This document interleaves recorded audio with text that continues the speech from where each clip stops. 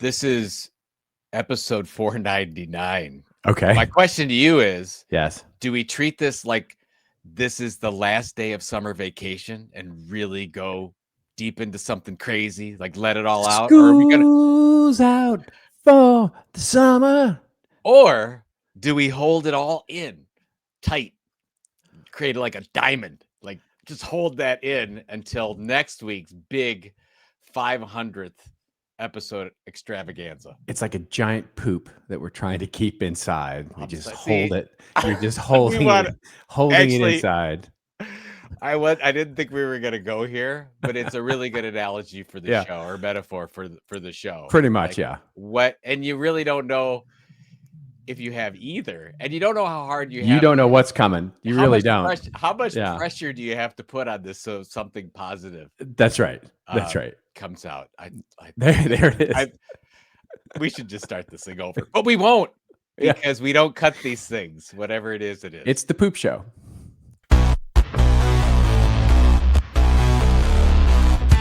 And now, for your listening pleasure, here's Polizzi and Rose, covering the week of media, marketing, and digital content news. Take it away, boys. Well, hello, friends. Welcome to This Old Marketing, proudly brought to you by the HubSpot Podcast Network, the audio destination for business professionals. And I'm Robert Rose. And with me, as usual, is my pal, my colleague, well, and a guy who's been canceled more times than Jimmy Kimmel's monologues, Mr. Joe Polizzi.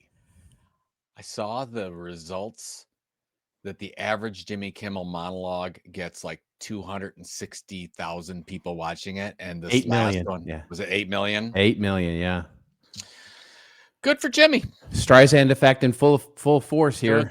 Good for Yeah. Jimmy. You know what?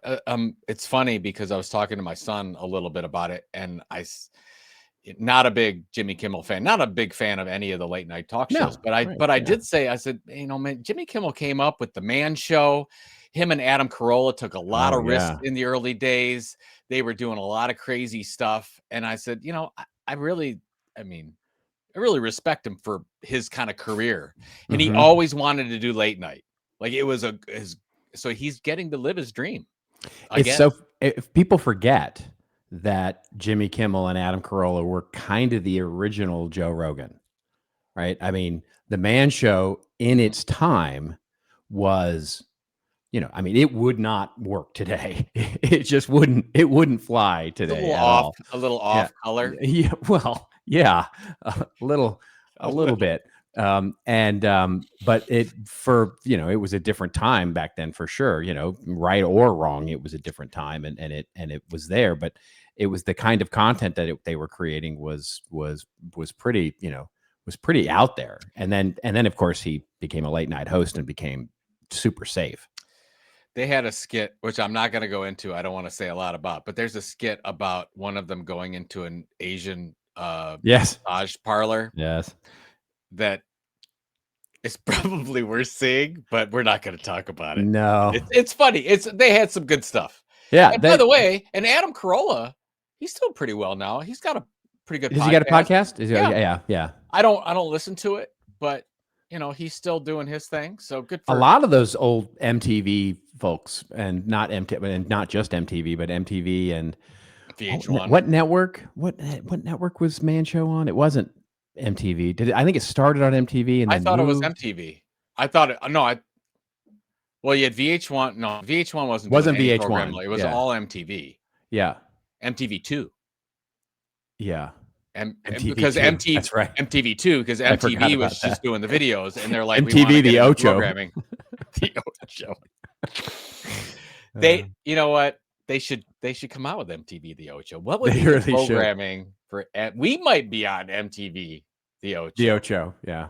We might be on ESPN the Ocho. Yeah, that's yeah. They I thought ESPN for about 10 minutes revived the Ocho.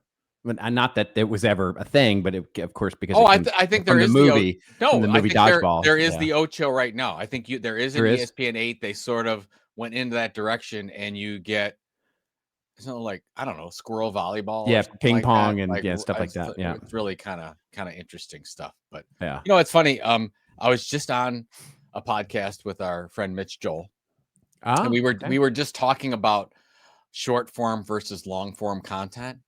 Yeah. And he was saying, we were saying, what's an hour podcast today? Because he's done 1,003 episodes or something of his podcast, which he's been doing it for renamed. a long time. Yeah.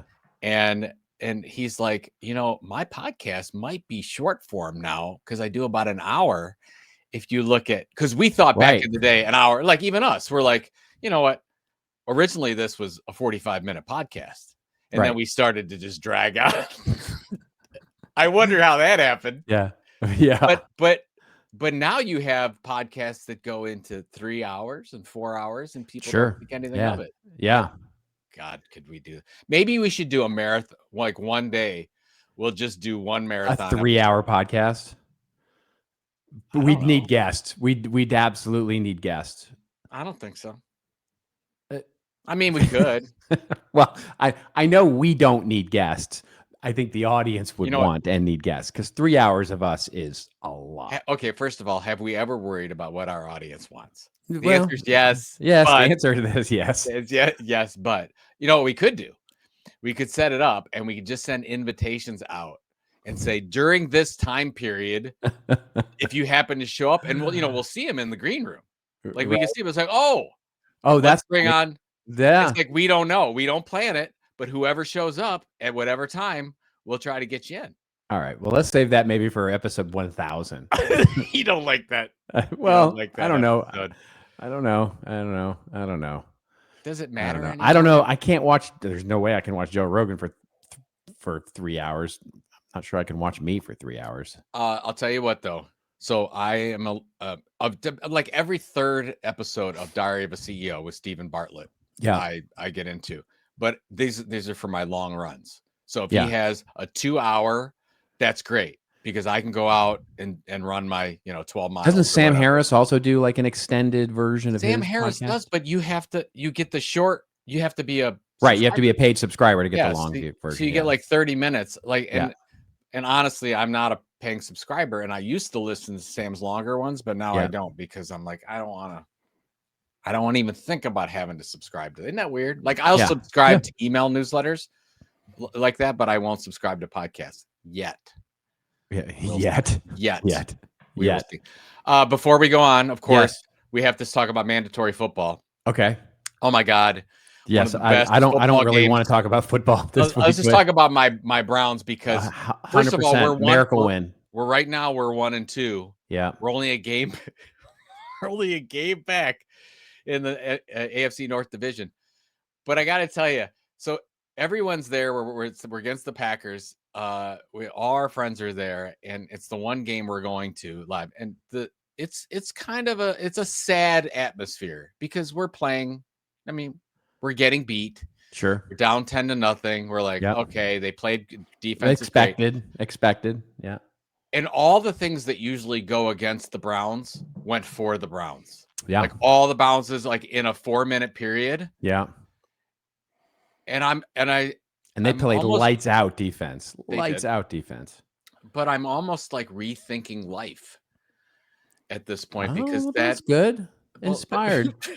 It just it does. These things don't happen. We always get all the bad things happen to the Browns. Buy a lottery ticket. Now's your time to buy a lottery ticket for sure. And then out of nowhere, on September, I don't know what it was. It's like September 5th or 6th. I'm talking with my youngest. Yeah. We're both big baseball fans, Cleveland Guardians. And we're like, we're like serious conversation. Should we go to spring training next year and watch them? Because we're already like, they're 4 games under 500 at the time, whatever it was. Yeah. They're not going to make the playoffs. Yeah. They're a young team. Maybe they'll get better next year. Yeah. They go on a 16 out of 17 game run and they're currently in first place. I know.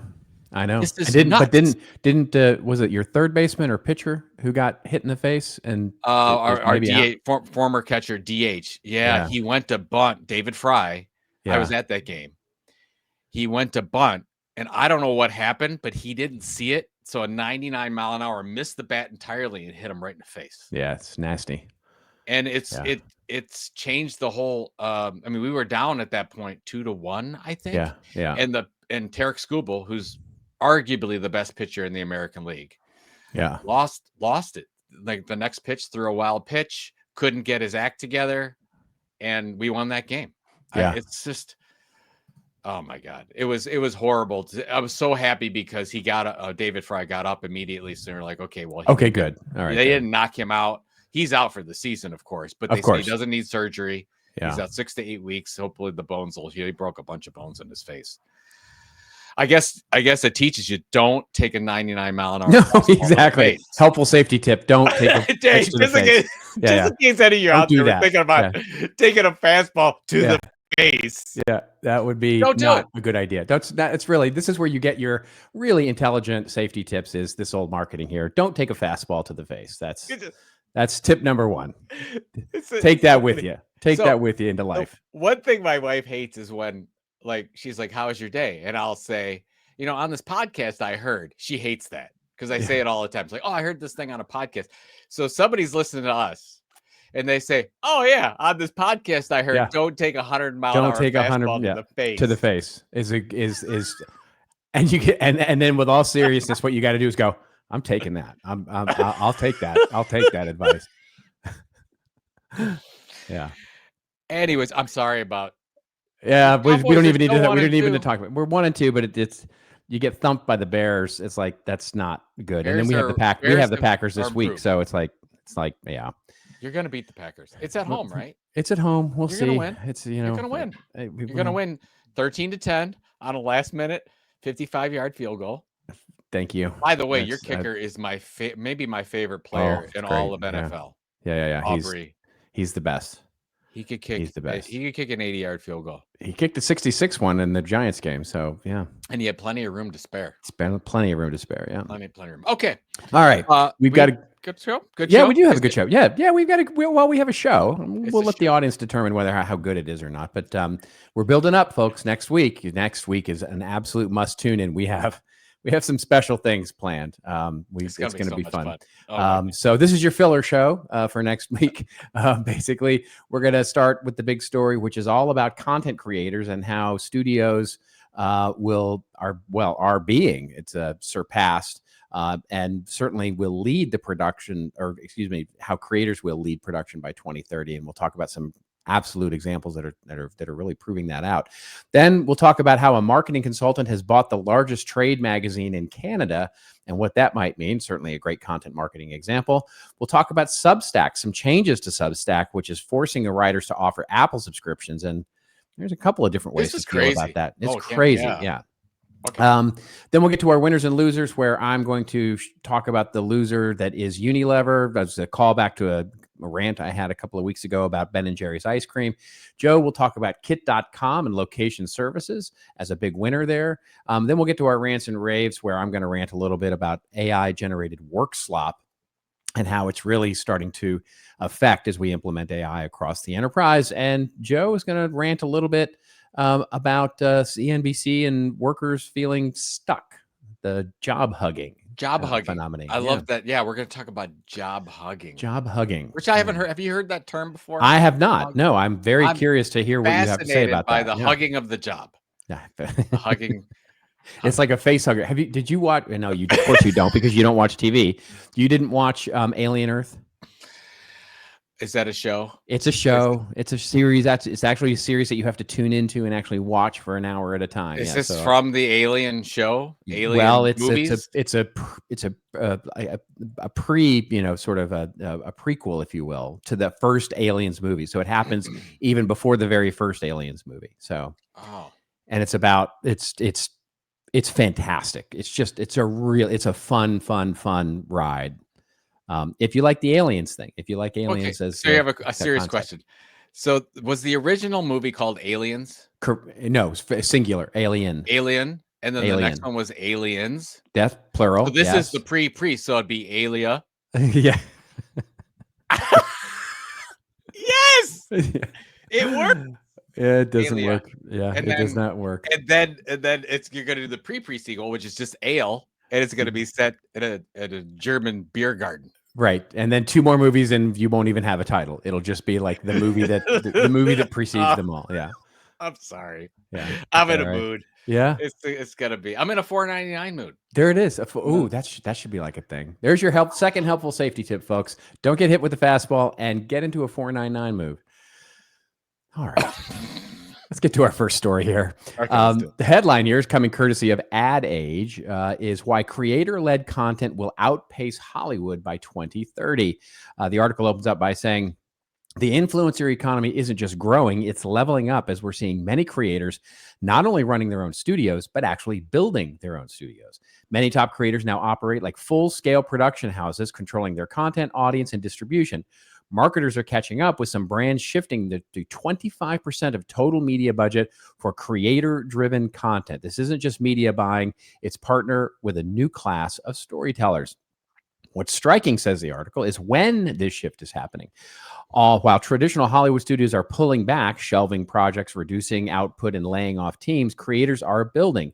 Mr. Beast has turned Greenville, North Carolina into a production hub for his large-scale content and brand ventures. He's reportedly raising $200 million at a $5 billion valuation. Sports entertainment group Dude Perfect has raised $100 million to build 80,000 square foot headquarters in Texas. And it goes on, the article then starts to talk about all the different kinds of content creators, including some here in Hollywood, in Burbank, and all of that are creating full-on Hollywood-style studios. And we'll pair this, by the way, with a story that's coming out of the Hollywood Reporter, which was just announced that the New Heights podcast, which of course is Jason and Travis Kelce, Taylor Swift's boyfriend, of course, or no, fiance, I should say at this point. Yeah. Not both of them, just one. Yeah, no, just with she's not marrying both of the Kelce brothers. Yeah, she's just marrying one. I think Jason's wife would be a little upset, or maybe not. Maybe not. Okay. Yeah. Well, that would be a quadruple, I guess. Not the thruple, but the quadruple. Quadruple. Yeah. Okay. Anyway, basically, they have now been promoted, if you will. Their podcast will now stream as a regular show on Amazon Prime Video. So already showing that basically content creator content is now becoming prime time content when it comes to streaming, something we've talked about on this show before. So what do you think about all of this sort of move to creators and studios, and really the rise of the independent studio, if you will? I want to get to that in a second, but I just want to, we're showing this on the screen. So if you're not watching this on LinkedIn or YouTube, these media sites and their ads are getting, again, out of control. Look at this. Out of control. I got two ads. I got Puck above there, and I got T-Mobile above before the logo. And then I scroll down, and I got 1, 2, 3, 4, 5, 6. Yeah. I mean, come on. This is ridiculous. No wonder media is falling apart. That's right. Anyways, right. The big studios, why the big studios are falling apart, like a Hollywood Report, big publishers, why they're falling apart. Big publishers are falling apart. First of all, there's two things about this. One, we've talked about on the show that the Hollywood financial business model is broken. It doesn't work very well. It hasn't for a while, but it doesn't work now. So of course you go to these types of shows. They are extremely cheap to produce, as in almost nothing. Yep. So it's, but like, look at the Heights with the Kelces. They're not, I mean, they're just getting together and they're talking like us. We don't, what do we pay? $50 for this in a month, maybe, to do this kind of thing? That's right. It's just our time. It's just our time that's a value. There's not much expense associated with it. So that's going on. And I think the other part is individuals. And we've talked about this just with corporate content strategies for a while. It's been moving toward, do you want to connect with an individual, or do you want to connect with a brand? And whether that's a media brand or whether that's a product and service brand, doesn't matter. That's what the movement is toward. And of course, this makes perfect sense. And all the examples that they give in the stories that you talked through were individuals. Whether you're talking about Mr. Beast, what was the other one? The Dude Perfect. Dude Perfect. Sports, they're all led by an individual creator, and they're building out these huge arms. So it's just amazing where today, if you're going to build a media company, that's going to be person or multiple people led. You're going to know who they are. You're going to want to connect with them individually, and then, they go from there. So it's just interesting to see that the economics of this, more than anything, are changing. What is fascinating to me is the context in which this happens, right? So there's a reason that I picked the Jimmy Kimmel situation to open with, because to me, they're so perfectly tied together. When you start thinking about what is going on across the board in late night TV, yes, there's the sort of other situation that's going on there, but the bigger, broader economic situation is those shows are declining. They're on a decline, a slow decline maybe, but a decline nonetheless, and especially with younger audiences.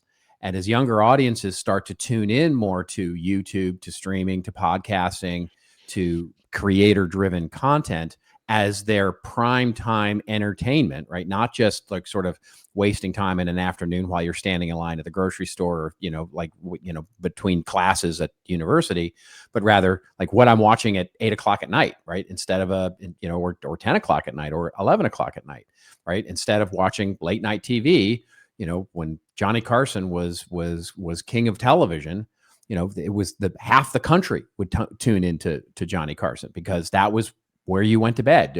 America went to bed with Johnny Carson. And that was kind of the joke.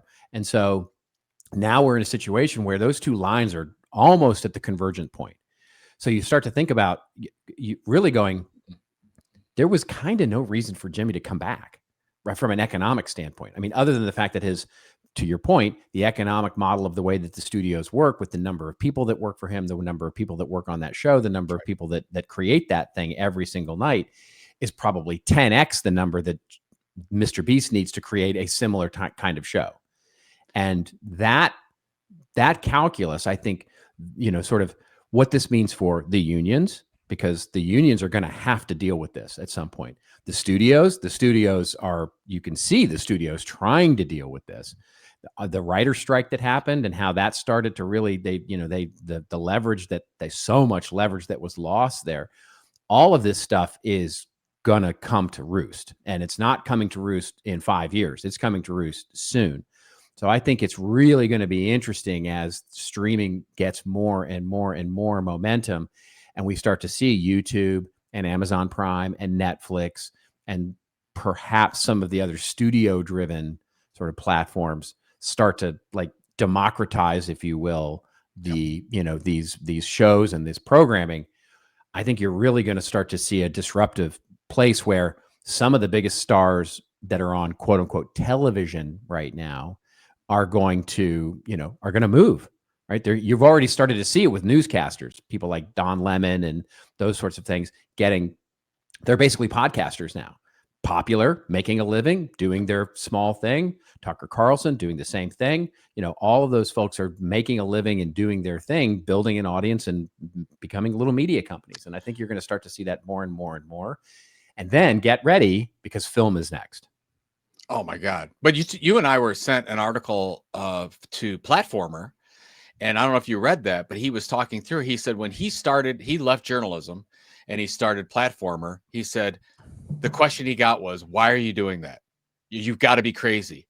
Yeah. And he said 5 years later, it's when people are leaving their jobs and going solo. It's like, what took you so long? Like, why aren't you leaving traditional to go build your own thing? Right. So you're right. I mean, if Kimmel doesn't come back on the show, he might have been better off. No, granted, he's got 150 people that work for him or whatever. And he cares about more than himself. Of course. Yes. That clearly.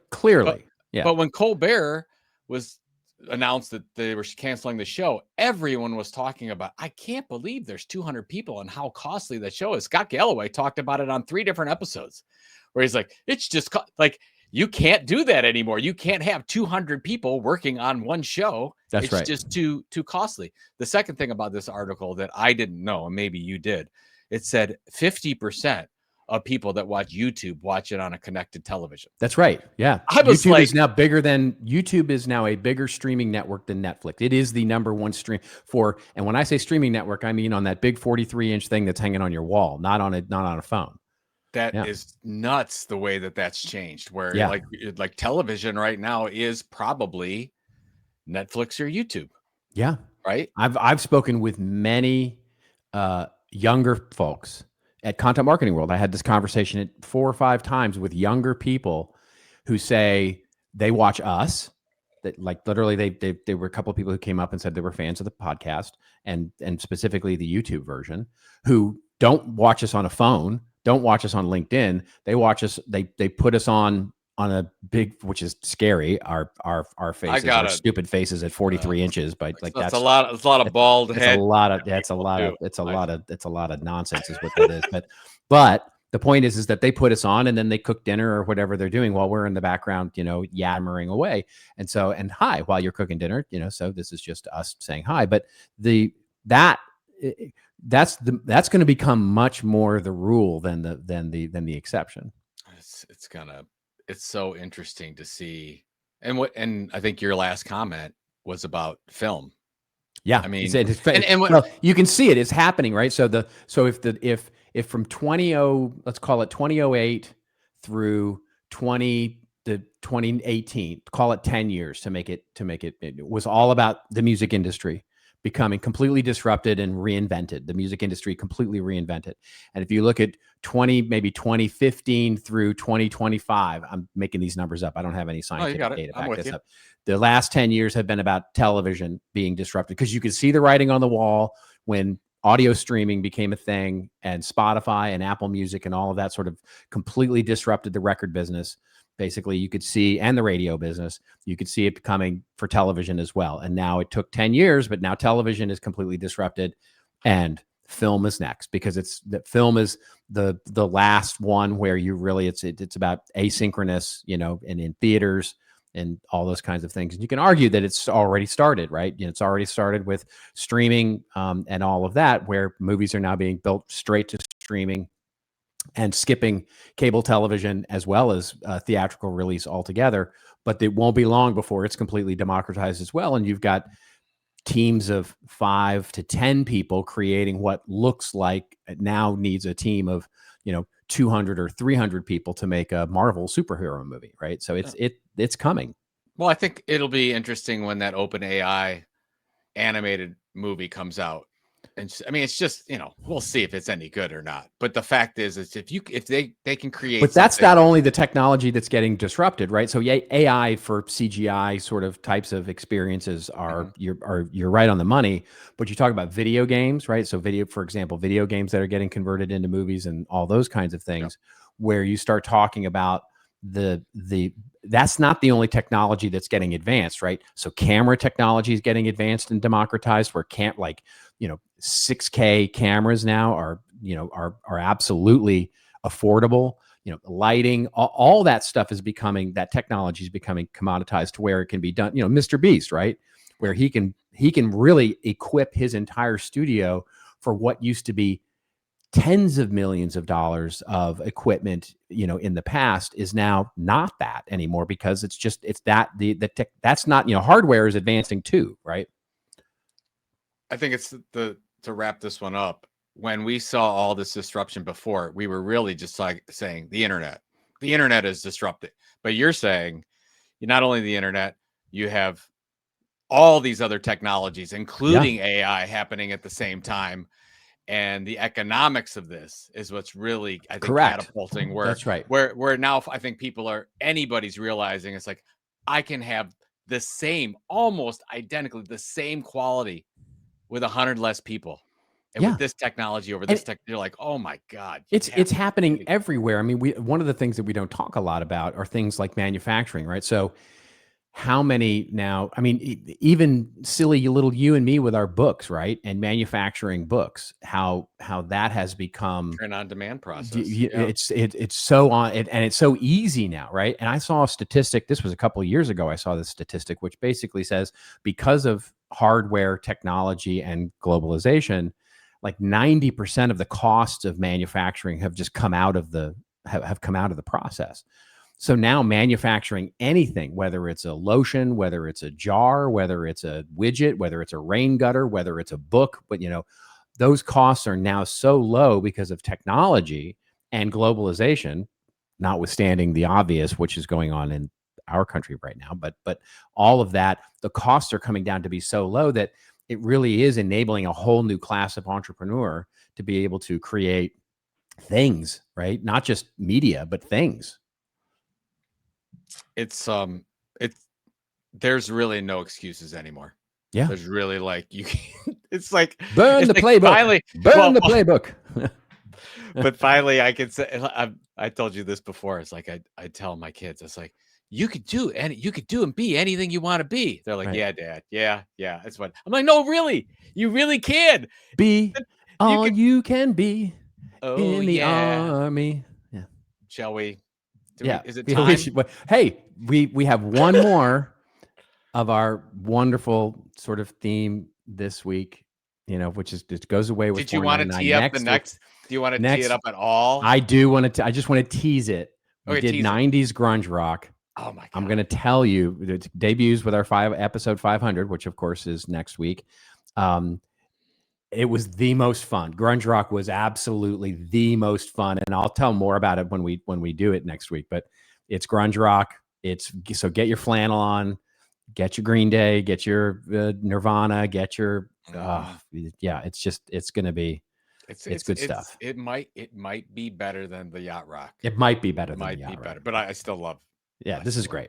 Okay.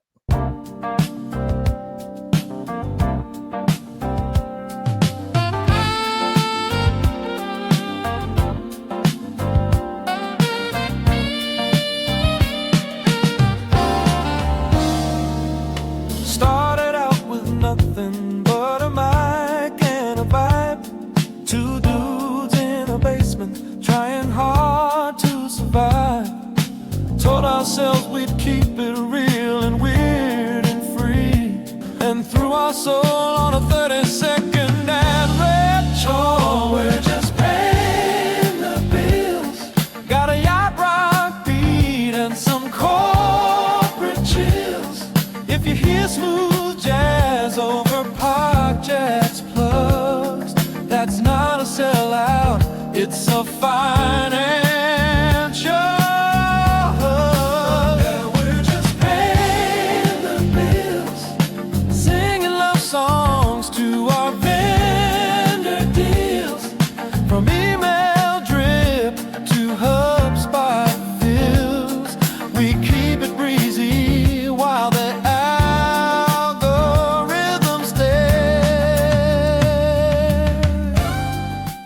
Know-it-all used to be considered a bad thing, but in business, it's everything. Because right now, most businesses only use 20% of their data, unless you have HubSpot, where data that's buried in emails, call logs, and meeting notes, well, they become insights that help you grow your business. Because when you know more, you grow more. You see, being a know-it-all isn't so bad. Visit HubSpot.com today to learn more. Are you looking to create like the greats? Well, let me introduce you to a podcast called Create Like the Greats. It's hosted by Ross Simmons, and each episode hosts an in-depth analysis of some of the greatest creations and creators of all time, along with deep dive conversations on the creative process that went into building companies, brands, stories, and more. If you like learning about history, learning about the creative process, and are a laid-back person, you're going to like this podcast. It's perfect for anyone who wants to learn how to systematize their creativity in a way that allows them to be more productive and still be organized. You'll find Create Like the Greats wherever you find your favorite pods. We're just paying the bills. Got a yacht rock beat and some corporate chills. If you hear smooth jazz over podcast plugs, that's not a sellout, it's a financial. We're just paying the bills, singing love songs to our fans. I love it when you do the ads and then you come back. Yeah. With the little closer. Oh, of course, you got to close it out. You got to close it out strong. You got to close it out strong. I'll tell you what. I mean, I'm not pointing fingers, but the other people on the HubSpot network, their ads are not living up to our ads. They don't measure up. Yeah, they don't measure up. I just think they just don't care. They just don't care as much. They don't care the level we care. Our caring level is like high. It's high. It's high. It's high level. It's high levels of care. Right. We care so much. I care It's a a lot. very high level of care. I don't know what kind of. I don't know what you're doing. I really don't. don't. High level of care. You're doing kind of an Elon Musk almost. No. What? We care. We care. That was Jimmy Stewart. That really wasn't. That was Clarence. Something like that. We are so old now. We really are. The references are dated for sure. Horrible references. Anyways, yeah. Shall we continue on? We shall continue. We're going to come back here with a story that comes out of Simon Owen's newsletter, which if you haven't subscribed to that, we get not paid for this, but it's just a great newsletter, Simon Owen's media newsletter. And the story is here's why a marketing consultant bought the largest real estate trade magazine in Canada. Andrew Fogliato was one of the earliest real estate agents to discover that online content could drive sales leads. Really? Wow. Okay. He's one of the first, I suppose. He doesn't look old. He doesn't look old enough to be the Christopher Columbus. I don't know if we can say that anymore. Whoever the early discovered person would be.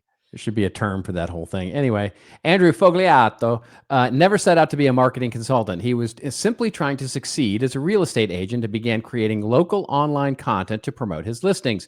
His colleagues at RE/MAX quickly noticed that his marketing savvy gave him an edge, and soon he was training other agents across Canada. Eventually, he left RE/MAX to launch his own marketing agency, where he built a strong business helping agents run Facebook ads.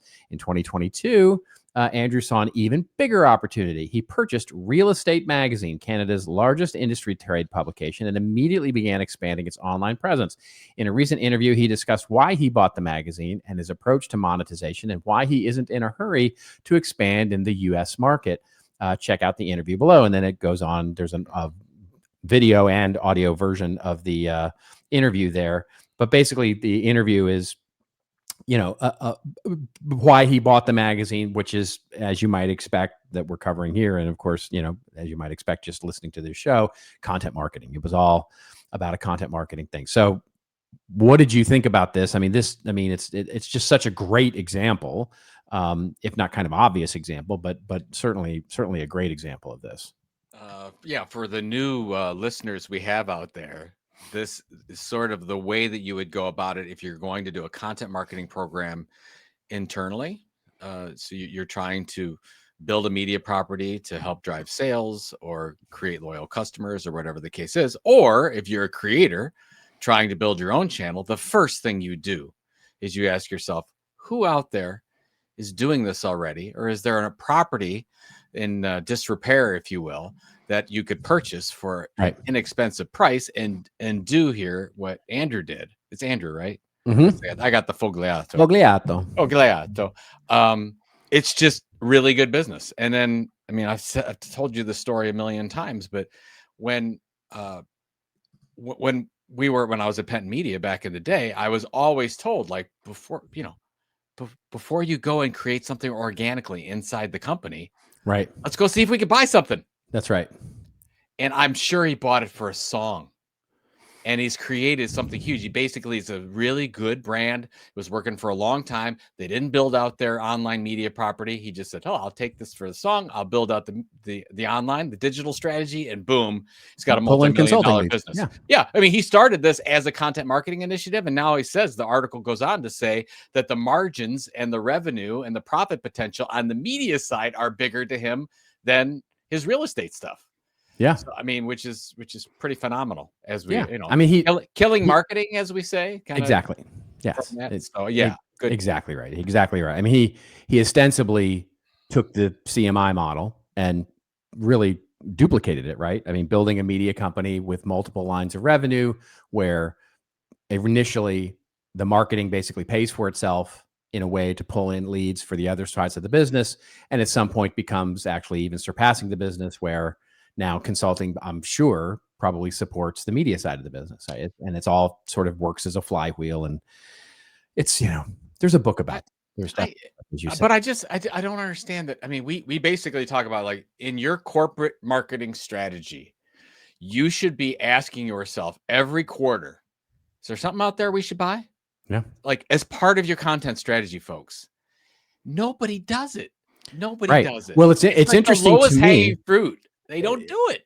It's interesting to me because you can argue that really, maybe leading up to COVID and right after COVID, we had sort of a waning of that idea because it all became about snackable content. It became about the idea of getting your, and then AI came into the picture and started to make us want to get our content footprint extended into rented land and social media, which is thriving, and I get it and all of that. But there is a trend, and you can point to companies that are beginning to do this, to take the bigger swings, at media properties, whether you're developing series or shows or publications or, year-long events or whatever they are, to take those bigger swings for bigger experiences, because honestly, it's the kind of thing that AI can't replicate. Like, AI is not going to replicate, for now, AI is not going to replicate a complete magazine experience, right? You're still going to go to that trade journal. You're still going to experience that whole thing because it's a great site for you to go engage with. And if it's a good experience, and to your earlier point, doesn't have pop-up ads and doesn't have all the crap that they need in order to sort of over monetize it, if you will, he can basically soft monetize it because it gets paid for with other parts of the business model. It becomes a much better experience. Therefore, it becomes differentiated. Therefore, the audience becomes more valuable. Therefore, it becomes more valuable to advertisers, and on and on and on. So basically, it says in this article something about if you're a lot of people that do short form content are just really bad at long form. It's like, it's not that long form doesn't work. It absolutely works. It's just they're just bad at it. It's just long short form content is all it is. It's just short form content with more words is all it is. Which is so much of what content marketing is these days, and when it fails. Another good reason, by the way, that print there might be an opportunity in the Gen AI age is because any AI entity, LLM, whatever you want to call it, making decisions is going to see print as illogical. That's right. It's got to be like, it's like Dr. Spock. Yeah. It's like, this just doesn't make any sense to you. No, just Spock, not Dr. Spock, just Spock. Dr. Spock. Just Spock. He does not have a PhD. There is a PhD, Dr. Spock, but he's for kids, right? So I'm pretty sure that Spock had a doctorate. He really anyways. Didn't. No, he didn't. He didn't. Okay, let's get to it. But yeah, it's like, why would I even argue with you about anything you shouldn't. Star Trek related? Anything with Star Trek, you should not argue with me about. Yeah, you have wound your own existence within the timeline of. Correct. That is exactly. There is no doubt about that. All right.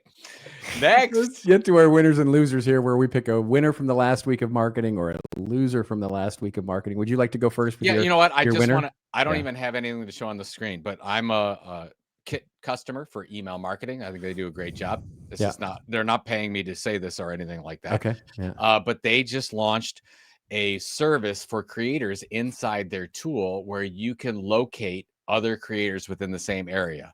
So I can say, I want to meet other email newsletter providers, other content creators, other content entrepreneurs within the Cleveland, Ohio area. And I did it. I went in. I'm like, I didn't know that person was doing that. I didn't know that was. And so, like, really beneficial if you want to get together with creators that are going through the same kind of challenges as you. They just sent me an email on it like 2 days ago. I checked it out. I'm just like, that's information that they had. It was in their database. It didn't take them a lot to do it, but I think that's a real value to content creators who generally work alone. Yeah. So they want to meet other ones. So I just hats off to them for doing something. I don't know how it's going to turn out. I don't know if people will get say, hey, somebody contacted me from the Kit Network. I don't know if it's going to backfire on them, but it looks like a really good service that they create. Nice. So there you go. That's very cool. I have a loser, and it's a callback from a couple of weeks ago when I talked about the loser of Ben and Jerry's ice cream and the Unilever fight that's going on. So this last week, the fight escalated, if you will, and we'll link to an article in Ad Age that speaks about it, where basically the founder, Jerry of Ben and Jerry's, quit. He's quit the company. He's basically resigned from the ice cream company.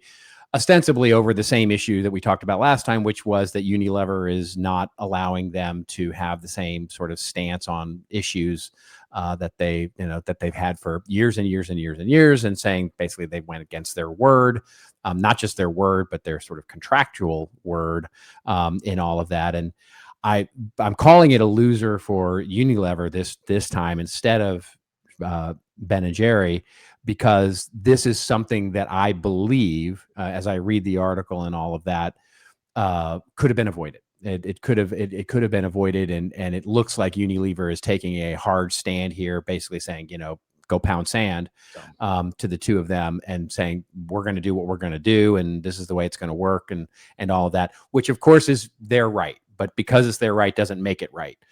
So I'm calling it a loser from a brand perspective, because I think it has now put a sizable dent in the Ben and Jerry's brand, which is going to put a dent in the valuation, which ultimately puts a dent in the valuation of the Magnum ice cream, or whatever it's called now, that they're sort of rolling everything up into. And I could see him launching a competitor of some kind. So it'll be interesting to see what Jerry does now. And it'll be interesting to see what Ben does now. And in all of this, I just think it's, it would have been easy enough to basically make this go away, and they didn't make it go away. And so I'm calling Unilever a loser in this. I would have loved to see Unilever lean into this. Yeah, exactly. Totally exactly. Say, that's the hey, opportunity. Yeah. It's like the core behind Ben and Jerry's brand has always been activism. You're not spending twice the amount of money necessarily just for the ice cream, folks. A lot of people like Ben and Jerry, that like what they stand for. That's a good part of their audience. Lean into that thing would have been a heck of a lot better. And it's not going to hurt the Unilever brand. This is a separate brand that stands on its own, I think. It's just like we talked about. Go to your individuals. It's like you want people to be fans of your content creators inside your organization. Here, you got two of them, Ben and Jerry. Go for it, man. Yeah, it's like Unilever here is you make such a great point, because they're forgetting the sort of number one rule of messaging and storytelling in 2025. And the context of the year is important, because it is narrative that is driving value way more than what actually happens at street level. We talked about this, for example, and it even happened. It's a story we could have covered this week, but basically look at what's happened with Oracle. Look what's with regard to the TikTok deal that hasn't still happened yet, but everybody keeps talking that it will. But more importantly, with the OpenAI investment, all OpenAI did was say, yeah, we feel like we're gonna basically spend $100 billion with Oracle, and the stock shot up. So it's independent of what happens, that stock going up is not coming back down if it never happens. The narrative is so powerful today in terms of what might happen or what could happen, or the way that the story is told in terms of what's happening in the marketplace right now and what pierces the noise of news. So all they had to do was, just to your point, lean into it and then not do anything. Like, give it lip service. Give it, it's just it's such an easy thing to have leaned into, and then whether they actually did it or not, whatever. Anyway, I get off on a rant, but that's the idea. I think it's just the whole thing about the corporate brand being a certain way. Yeah. It's just not it's not relevant today. It's just not relevant today. Let's say you can do it. There's nothing necessarily wrong with it, but you're not getting anything more out of it. Good point. That's a great way to say it. Checking like you do it this way, you're checking the box. That's right. You want to stand out, be truly innovative, you do some of these other things. And that's where I think they're losing out. Yeah. So it's just going to become another. It's just another ice cream brand now. I wouldn't be surprised yet another ice cream 5 years brand. There's no like Ben and Jerry's label. It's just, what is it? Why? It's like, what does it stand for? Like, there's no brand. It's like, it's just another, it's just like Chef Boyardee, right? It's sugar in a box. It's your sugar and your dairy in a box. Sugar in a box. All right. Sugar in a box. Let's get.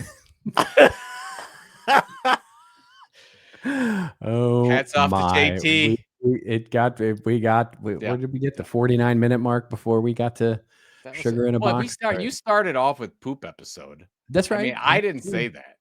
That's you true. said it. Okay. That'll probably get us banned and canceled. Talking about you're poop. not gonna. I don't. If we got canceled because of poop, then we deserve. We've done a lot of work. We've done a lot of worse things than poop. Well, anyway. All right, let's get to our rants and raves section where Joe and I go off on a little bit of a rant or a little bit of a rave over something that makes us feel like we have to poop or something that makes us feel like we. I don't know. I'm not going there. I'm not going there. You didn't have that written down. I don't know. Yeah, I don't know where I'm going with that. You're anyway, ad-libbing here. We don't do well when we ad-lib. Would you like to commentary? I think it's probably neither a rant or a rave, is it? It's probably just commentary over job hugging. I'm going to bring it up on the screen here. This is a CNBC article. American workers feel stuck in their jobs. It may be costing them and the economy. And this is more about the number in some of this research that they're talking about. There's so many people here that, but let's put it out there. They hate their jobs. They hate them. They're not satisfied with them. They don't think they're serving themselves or anyone else by staying in them, but they're keeping them because they feel it's the safe thing to do. Korn Ferry, consultant firm Korn Ferry, is trying to name this thing, calling it job hugging, and said fear of the unknown is driving it. Workers are choosing stability over risk, even if it comes at personal or professional cost. Look at. I know this is true because I know people that are doing it right now. Maybe sure, do as well. And my commentary on it is that it saddens me. We get one life, as the great philosopher Eminem has said over and over again. We get one shot. something. Mom spaghetti. Yes, right. Yeah, yeah. And what are we doing here? Yeah. What are we doing? And I get it, right? Everybody's in their own situations. Everybody's got their own problems. If you got a paycheck coming in and the number of times I've heard people say, I can't move because of my health care. Yep. I'm like, well, that's a whole know what? And I get it. And my wife gets on me all the time because she's like, you don't even know what the cost of eggs are. You know what? I don't. But I know what satisfaction is. So let's not worry about that stuff and let's go make a difference in the world. Don't hug these jobs. Go out there and make it happen. Burn that playbook, baby. Anyways, what the most interesting thing is Korn Ferry is marketing with this term job hugging, and they're really kind of putting their corn shoulder into it. Yeah. with some momentum. And it's just interesting to see that. So it's a dual commentary. One is it's interesting to see Korn Ferry put some research and some promotion behind this term. Yeah. Second of all is this saddens me beyond belief. And I know that it's true and it's happening and I don't want it to happen. Yeah, I see it happening as well. It's funny the timing of this because the next week my article for CMI and my little video that I do, my rose-colored glasses article. Those are good, by the way. Thank you. They're getting some. You've been releasing them on LinkedIn. LinkedIn, yeah. And so it's not talking about this, but it's talking about how where we are now with technology as marketers, with technology and sort of AI being maybe the tipping point here, is my suggestion, is that AI is finally the tipping point, although it's been happening for 20 years, which is that we are, there is a myth that adoption of technology, basically the more that adoption happens in an organization of technology, that the more people find value in it. In other words, the individual worker finds value in it. And actually there's research that shows the exact opposite, which is basically the early parts of technology, whether it's AI or CRM or whatever, are all, it's like magic, right? It's like, Arthur C. Clarke said, right? It seems like magic because it's so wonderful and it's going to, all the promises are there, et cetera, et cetera. But what happens is that as workers start to work with the technology, what they realize is that it just adds more stuff to their plate. It doesn't take more stuff off. It just changes the tasks, right? But it adds workflow, it adds brain space, it adds knowledge that you have to have in your brain about which buttons to push and all those sorts of things. And we've finally gotten to a point where marketing is literally just a video game of configuring systems, and many people are leaving the practice because of it, because no longer are we hiring, it's to the point now where we certify people, marketers, their best things on their resume are the technologies that they're certified in. I mean, it would literally be like hiring a carpenter because he's certified in the E1316 swing hammer made by, Kraft, right? It's like, it's ridiculous, but that's the value lines of our resume now as marketers, or what technologies we're certified in, which is just a silly thing, but it's where it's the oxygen in the room right now. So how is it that we start to get back to the skills, the softer skills of storytelling, of collaboration, of strategy, of thinking, of creativity, of all those kinds of things, and infuse that back into our jobs? Because ultimately there's so much job hugging right now happening in marketing, simply because that's what we do. Well, thank you for a better commentary on my commentary. No, it's not. It's what's right. What's your real? I'm a little passionate about teams these days. Anyway, so well, it's related, right? Which is basically, this is a Harvard Business Review. Those of you who know me know I'm a big fan of the Harvard Business Review and Harvard Business School. So this is a Harvard Business Review article called AI Generated Workslop and How It's Destroying Productivity. And I'm actually starting to see this in clients as well, which is, there's a really weird thing that's happening right now in companies, which is basically, there's a lot of generative AI content getting built and created, and it is helping teams scale, but so much of what is happening is just slop, whether it's meeting abstracts, meeting notes, sending agents to attend meetings, and then having to read all that stuff. The amount of content now is overwhelming to people, and the work slop is what they're calling it here, which I think is really an interesting word for it, which is it's actually causing workers to basically spend more time cleaning up the mess of AI rather than actually what they're gaining in terms of productivity and scalability. And I think it's an interesting challenge for us as we start to, really get into generative AI and how it's going to help marketing and creators. So it's, it comes back to teams, and it comes back to everything we just talked about. So it's just a fascinating thing to me. Interesting article. I would recommend. Highly recommend it. Yeah, highly recommend it. If you, or you could take the article and you could throw it in a notebook LM and you could have it read for you. That's it. Right? You know what you can do now is you can actually throw that article into one of those notebook LLMs like Google makes, and actually make a podcast out of it. You don't even have to do. It's funny because I was listening to Paul Reitzer's podcast, and Mike Kaput's.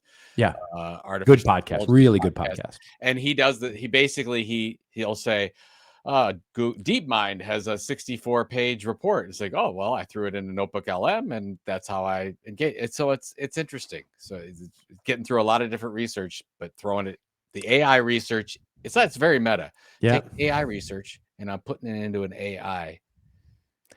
There's a use for that. There is a use for that. But coming back to my main theme this year, which is valuable friction, there is value in reading the whole thing too. There is. Yeah, I think that even when writing, sometimes struggling, not being able to come up with the struggle and the journey is what makes the output so valuable in a lot of cases. Right. So don't forget your valuable friction. Yeah.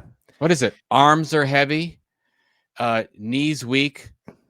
Mom spaghetti. No, there's vomit. No, there's vomit on my sweater. Mom spaghetti. I'm nervous. But on the surface, he looks calm and ready to drop bombs. But he keeps on forgetting what he wrote down. Yes. I couldn't get it out of my tiny brain, but then it just came out. It came up on a Google search, and so I just started reading it. No. Like a teleprompter. No, don't go there. I absolutely messed that up on purpose, so you couldn't tell that I was reading it. No, I didn't. Okay. I know. I like him. If you want fun, have ChatGPT read that to you. It's pretty ridiculous. Have him read any rap song to you. It's like literally the whitest guy reading rap. It's very funny.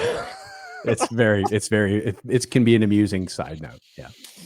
All right. Well, that was a good there we go. Warm up episode. Yeah, for the big show. It's your filler episode, getting ready for 500. We have some fun things planned. What are you doing this weekend other than watching the Browns win again? I would like to see the Browns win because we're going to London. for the Vikings Browns game the next week. That's and fun. I would much rather have the Browns be 2-2 than 1-3. It kind of makes a difference. Yeah. So I would like to see it. But right now, the Cleveland Guardians baseball, we've been to the last 2 baseball games. We have a standing room only pass, so we go and we stand and watch. It's great, but best deal in baseball. But we've been going. The crowds have been great. Guardians are currently in first place. This is the largest comeback, I think, in any division since 1978. So this is a historic thing that's going on right now. They have a chance to clinch the Central Division. So they got 4 games left. I think if they win the next 2, I think they can do it. But I'd like to see a win here tonight. So that's sort of into the baseball thing right now. So how about you? Basically, I've been doing a lot of cooking over the weekend. Nice. So I've been enjoying cooking. Yeah. So I'll probably cook a little bit this weekend. I'll spaghetti, suffer mom spaghetti. Yeah, no. And so yeah, but then and then I may suffer through Sunday night. We'll see what happens with my Cowboys. Yeah, and then just doing work. But it's I'm blessed right now with a lot of good client work. So it's been really enjoyable. So and I'm home. Yeah. So I don't do this often, but I'm going to do it. Yeah. Dallas Cowboys 23. Green Bay Packers 21. I'm with you, my friend. I'm. Let's hope so. Let's hope so. Yeah. Here we go. Gonna happen. All right. Talk to you. All right. Yeah. Thank you so much, everybody. We really appreciate you hanging out. Yes, and next week, don't forget to tune in next week. It will put it on your calendar. Make an appointment. It will be next Friday. It will be our episode 500. We have maybe some guest appearances. We have some fun stuff planned. And we've got, just an enjoyable set of an hour of chuckleheadedness to celebrate 500 episodes. So we'll see you then. Until we see you next week, remember, it's your story to tell. Tell it well. See you next week on This Old Marketing. Hey, thanks a lot for making it this far in this week's episode, and thank you all for being a part of This Old Marketing. You can check out all the show notes of what we talked about today at thisoldmarketing.com, and it's also where you can leave us a review or a voicemail. We need those reviews and comments on whichever platform you follow us on. And if you haven't followed the podcast, please go do that and make sure you catch the latest and greatest episodes every Friday morning. We're on Apple and Spotify and all your other favorite podcatchers, of course, but we'd love it if you went over and subscribed to us on YouTube. That's right, YouTube. youtube.com/@thisoldmarketing. We'll see you again next week, folks, with another episode of This Old Marketing.